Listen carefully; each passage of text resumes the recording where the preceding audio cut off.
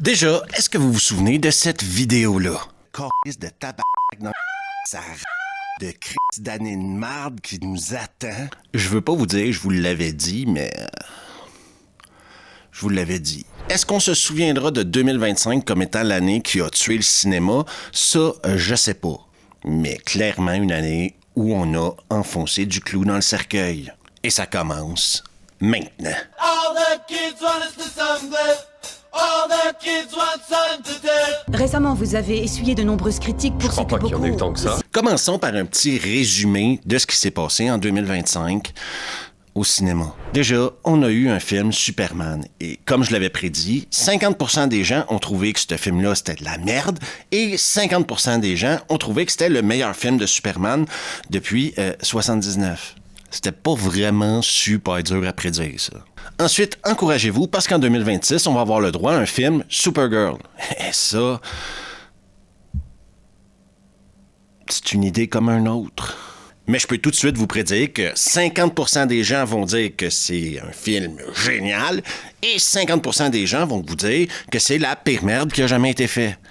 Parce que maintenant, c'est comme ça. Ensuite, au mois de novembre, on a eu droit à un film Predator. Predator Badlands. J'ai fait une vidéo sur le film et plusieurs commentaires me disaient des phrases comme « c'est pas si pire que ça, c'est regardable ». Je comprends tout à fait votre point de vue. Le seul problème, c'est que c'est pas un film Predator. Alors, c'est ta première chasse. Ensuite, cette année, on a eu 3 films Marvel. Ah ben oui, il y en a eu 3. Il y a eu le nouveau Capitaine America. Vous vous souvenez de ce film-là? Non? Vous vous souvenez pas? C'est correct. Personne s'en souvient. Celui avec l'Hulk rouge. Ensuite, on a eu Thunderbolts, mais 3 jours après, ils ont décidé de changer le titre et d'appeler ça les Nouveaux Avengers. Un coup de publicité incroyable de Disney. Et probablement une des idées les plus débiles de la dernière décennie. Personnellement, j'ai trouvé que Thunderbolt était un film de super-héros générique dans lequel t'aurais pu mettre n'importe quel autre super-héros, mais c'est juste mon opinion. Et ensuite, on a eu Les 4 Fantastiques. Et même si j'ai bien aimé le côté rétro-futuristique des 4 Fantastiques, on peut pas dire non plus que c'était un grand film. Et j'aimerais souligner à tout le monde que c'est une copie des 4 Fantastiques et du Surfeur d'argent qui était sorti sur Fox il y a une quinzaine d'années, là. Avec Jessica Alba. Oui, c'est plus ou moins le même film. Mais sorti maintenant. Mais ça, personne ne l'a remarqué apparemment. Mais inquiétez-vous pas, parce qu'en 2026, Marvel va sortir Avengers Doomsday. C'est le retour de Robert Downey Jr. et tout le monde va être heureux.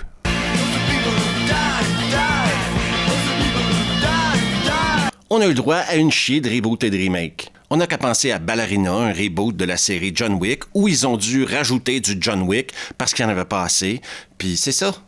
Puis c'est un beau film qui sert pas à grand-chose. On a également une saga vieille de 30 ans, Jurassic Park, qui continue d'essayer de se renouveler, ce coup-là, avec Scarlett Johansson dans Jurassic Park Renaissance. Si vous avez vu ma vidéo sur Jurassic Park, vous savez très bien que c'est un film que je n'ai absolument pas apprécié. Et j'irai plus loin en vous disant ceci. De tous les films de dinosaures qui sont sortis cette année, Jurassic Park est même pas dans mon top 3. Eh ben non. Il y a Primitive War, qui est le meilleur. Ensuite, t'as Commando Ninja 2. Ensuite, t'as tous les trucs qui n'existent pas. Puis juste en dessous, eh ben, t'as Renaissance. Et il y a une suite qui s'en vient l'année prochaine. Ouh.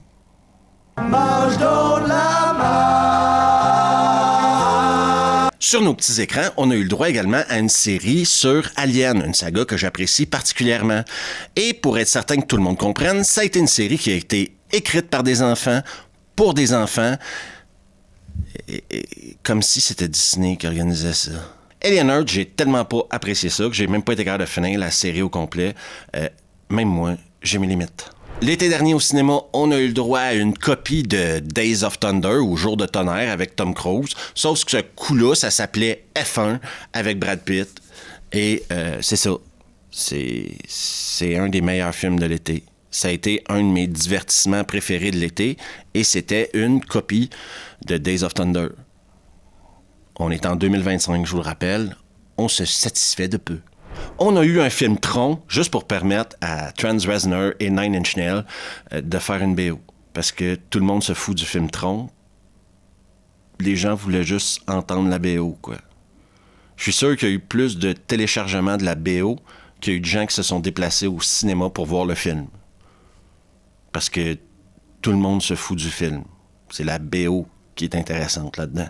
On a également eu la chance de voir Netflix cramer devant nos yeux 320 millions de dollars en faisant le film Electric Slate. Je répète, 320 millions de dollars pour un des pires films de science-fiction que j'ai jamais vu de ma vie. C'est le néant. Il n'y a rien là-dedans. Mais absolument rien. C'est vide. C'est pourri. C'est les frères Rousseau qui ont fait ça. Et 320 millions pour ça. J'ai même pas été capable d'en faire un épisode de Dimanche Navet tellement je suis incapable de regarder ce film-là et de faire d'autres choses que m'endormir. On a eu une suite de la série 28, après 28 jours, 28 semaines. Maintenant, on a 28 ans plus tard. Et c'est un des bons films que j'ai vu cette année si je réussis à oublier la dernière demi-heure. Et le pire dans tout ça, c'est qu'il y a une suite qui s'en vient bientôt sur la dernière demi-heure. On a également eu droit à un remake de Running Man, OK, qui est, selon moi, selon mon humble opinion, là, la définition même de bof. Oui, parce que sans être très mauvais, ce n'est ni très bon.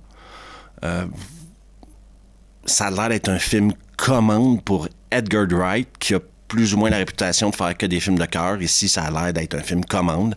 C'est un film qui a eu très peu de succès au box-office, un peu comme son prédécesseur, je dirais. Et bof. C'est bof. Bienvenue à Running Man! En 2024, juste à la fin de 2024, était sorti un film sur Bob Dylan. Maintenant, à la fin de 2025, est sorti un film sur Bruce Springsteen. Quand je dis un film sur Bruce Springsteen, je veux dire un film sur la création de l'album Nebraska, qui est un des meilleurs albums, le meilleur album de Bruce Springsteen, c'est clair. Et je m'interroge à savoir, est-ce qu'il n'y a pas un producteur français présentement, à l'heure où on se parle, qui est en train de se dire pourquoi ne pas faire un film sur la carrière de Mireille Mathieu? Juste le jour où elle choisit sa coupe de cheveux, on peut faire un bon 10 minutes avec ça, non? Je suis une femme amoureuse. En 2025, il y a également Paul Thomas Anderson qui a décidé de faire un film d'action des années 70. Il a également décidé d'y mettre une morale absolument pas subtile sur l'antifascisme ou ne pas aimer l'extrême droite. Les gens le savent, ça, non? Qu'il faut pas aimer l'extrême droite ou... Et vous savez ce qui s'est passé avec One Battle After Another? Absolument rien. À part les cinéphiles, il y a personne qui est allé voir ça au cinéma. Par contre, ils vont gagner plein de prix. Puis ça, c'est important. Ryan Coogler, lui, Monsieur Black Panther, a fait un film de vampire. Ben, un demi-film de vampire qui s'appelait Sinners. Sans être le pire film que j'ai vu en 2025, ce n'est pas le meilleur non plus. Même que je vous dirais qu'il y a des trucs que j'ai beaucoup aimés de ce film-là, et il y en a d'autres qui m'ont laissé complètement indifférent. Mais ce que j'ai trouvé le plus désagréable dans tout ça, c'est que je dirais que le dernier acte du film me laisse un goût de déjà-vu. Un arrière-goût de déjà-vu. Dwayne The Rock Johnson, lui, a décidé de faire un drame. Parce que c'est clair qu'on avait besoin de voir Dwayne The Rock Johnson dans un film dramatique, nous montrer toute la panoplie de son art. OK? J'ai vu le film et j'ai pas aimé ça. Ce qui m'énerve le plus, c'est qu'on parle beaucoup du fait que The Rock, Dwayne Johnson, est un super acteur dans ce film-là. Personne ne parle de sa performance dans Jumanji. Ou dans The Mummy. Non. Dans ce film-là, c'est un super acteur. Et là, il risque de gagner plein de prix. Puis ça, ben moi, ça me fait rire. Déjà, jouer un combattant accro aux médicaments et aux stéroïdes, c'est pas vraiment un énorme stretch pour The Rock, là. Donc, j'ai énormément de difficultés avec le fait qu'on vende son travail comme s'il venait d'inventer le jeu d'acteur. Ça me saoule énormément. Cette année, on a également eu une preuve supplémentaire du népotisme généralisé qui règne à Hollywood. Daniel Day-Lewis, le meilleur acteur de sa génération, oui, je pense que c'est juste de dire ça, a décidé de revenir devant la caméra pour permettre à son fils, Ronan, de réaliser un film, Anémone. Est-ce que le film est bon? Ça n'a pas d'importance. Est-ce que la performance de Daniel Day-Lewis est bonne? Comme d'habitude, il est excellent. Est-ce que son fils méritait de faire un film avec Daniel Day-Lewis dans le rôle principal? Non. Mais qu'est-ce qu'on ferait pas pour nos enfants? Mais comment on en est arrivé là? Parlons maintenant un peu du cinéma français, OK? Parce que ça n'a pas été une année facile pour le cinéma français non plus. J'ai d'ailleurs eu la chance d'étudier en profondeur le navet français en 2025 avec Tout pour une, Papa Mobile, Le Grand Déplacement. J'ai été choyé. Mais je profite de cette revue de fin d'année-là, si vous voulez, pour vous parler d'un truc qui est peut-être passé sous le radar des gens, OK? En France, en 2025, c'est devenu normal de faire de l'égo-exploitation. C'est quoi l'égo-exploitation? Ça, c'est un terme non-orlan, mais ça se traduirait en anglais par vanity project. Dans le domaine cinématographique, ça implique, par exemple, qu'un acteur prenne en charge la plupart des métiers artistiques, réalisation, scénariste, acteur, etc., etc., plus que le mec peut en faire, le plus qu'il en fait, quoi. Et ça, ça finit souvent par créer des situations extrêmement gênantes. On a eu plusieurs exemples de ça en France cette année, mais je dirais qu'il y a 2 films qui remportent la palme du Vanity Project, de flattage d'ego, et c'est Kaamelott 2 et Yo Roi. Ceux qui pigent rien à rien, ça dégage! Je pense que tout le monde ou presque a apprécié la série Kaamelott. J'aime beaucoup la série Kaamelott. J'ai rien contre le film, j'ai rien contre les films en général, mais il faut se rendre à l'évidence qu'Alexandre Astier est dans sa période égo-exploitation de sa carrière. Là, c'est plus sa mère, son père, maintenant c'est ses enfants. Bientôt, je crois que c'est lui qui va être en charge du buffet sur ses productions. Ce n'est qu'une question de temps. Alexandre Astier commence à faire du Neil Breen. Et pour Oralsan, Yo Roi, c'est son petit projet d'égo-exploitation aussi, hein? On s'est bien amusé. Bien sûr que si, hein? On a fait un petit truc qu'on voulait faire, comme on voulait le faire, et peu importe si c'était bon. Parce que c'est moi qui décide. Le pire à travers tout ça, c'est que j'ai vu ces mecs-là faire de la promo sur plusieurs chaînes YouTube, à la télé, etc., de leur projet qui sortait cette année, et il n'y a jamais eu une question là-dessus. Est-ce que tu vois ton projet comme un projet de vanité, de l'égo-exploitation? Mais je pense que l'important, c'est que les gens s'amusent, quoi. Faut passer à d'autres choses. Je vais passer maintenant au truc qui a énervé le plus de gens, je pense, en cette fin d'année. Sur les réseaux sociaux, c'est la folie. Sur YouTube, c'est la folie. Netflix. Oui, Netflix et Paramount, parce qu'il n'y a pas que Netflix, mais Paramount veut également acheter Warner Bros. Donc, tu as ces 2 énormes entreprises-là qui veulent acheter une autre énorme entreprise, et ça stresse les gens. Pourquoi ça stresserait les gens, Steve? Parce que Netflix, leur modèle d'affaires, c'est pas de sortir des films au cinéma. Non. Et là, je vais essayer de vous donner mon point de vue le plus poliment possible. Déjà, OK? Je pense que Netflix est l'entreprise dans le monde qui connaît le mieux nos habitudes de consommation de films. Ils savent ce qu'on aime, ce qu'on n'aime pas, ce qu'on regarde quand on le regarde, combien de temps on le regarde, combien de fois on va regarder la même chose. Ils savent énormément de choses sur nos habitudes de consommation. Je pense même que Netflix connaît même tes goûts de cinéma mieux que toi. OK? Ce qui fait en sorte que Netflix a du data incroyable sur ce que les gens aiment et ce que les gens n'aiment pas, et que ça doit quelque part motiver leur envie d'acheter une compagnie comme Warner Bros. Qui a énormément d'IP intéressantes. On a pensé que tout ce qui se fait sur HBO, et ça c'est un exemple parmi tant d'autres, rajouter DC Comics à ça, regarde, il y a plein de trucs intéressants pour Netflix là-dedans, et eux, ils savent très bien que les gens sur leur plateforme vont aimer ce contenu-là. Et il y a un truc aussi hyper important que les gens oublient de spécifier quand ils chient sur Netflix, c'est que Netflix s'est rendu compte d'un truc hyper important dans les dernières années. Je dirais même la dernière décennie, OK? Si t'offres le choix aux gens de regarder un film assis sur ton cul dans ton salon ou assis sur ton cul dans une salle de cinéma entourée d'étrangers qui puent, les gens choisissent souvent leur salon. Ça, c'est pas de leur faute, là. Oui, parce que on parle de cinéma, mais mis à part les cinéphiles, là, combien de fois par année vous allez au cinéma maintenant en 2025? Déjà, c'est super cher.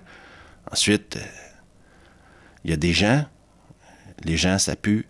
Je pense sincèrement que c'est les cinéphiles qui se plaignent de la situation actuelle parce que monsieur, madame, tout le monde, là, ils s'en foutent que Netflix achète Warner. Là. Ça change rien dans leur vie. On va avoir plus de choix sur mon Netflix. OK, c'est bon.